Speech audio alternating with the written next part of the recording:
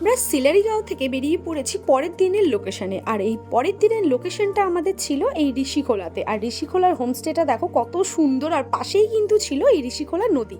আর নদীটা ভীষণই সুন্দর ছিল, আর জলটাও ভীষণ পরিষ্কার ছিল। তারপরে সবাই সবার মতো স্নান করতে নেমে পড়েছে, ফটো তুলছে, ভিডিও করছে, তাই আমিও নিজের একটু ভিডিও করে নিলাম। তারপর স্নান টান করে সবার ভীষণ খিদে পেয়ে গেছিলো, তাই সবাই একটু ঝটপট করে খেয়ে নিলাম। দুপুরবেলা একটু রেস্ট নিয়ে আবার চলে গেছিলাম উঁচু একটা পাহাড়ে। আর সেখান থেকে দেখো আমাদের হোমস্টেটা কিন্তু একদম ছোট্ট লাগছিল, আর পাশের এই নদীটাও খুব সুন্দর দেখা যাচ্ছিল। তারপর সন্ধে নামতেই কিন্তু আমাদের চলে আসলো কফি, আর সাথে কিন্তু এই পকোড়া।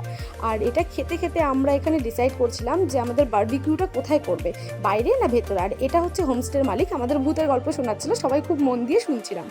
আর তারপর চলছিল এই বারবিকিউ। আর বারবিকিউ কমপ্লিট হয়ে গেছে, এটা আমাদের স্যালাড। এটা খেতে খেতে কিন্তু আমরা নাচ গান নিয়ে খুব এনজয় করছিলাম। তো ভিডিওটা ভালো লাগলে অবশ্যই লাইক, কমেন্ট, শেয়ার। দেখা হবে নেক্সট ভিডিওতে। আজকের জন্য টাটা।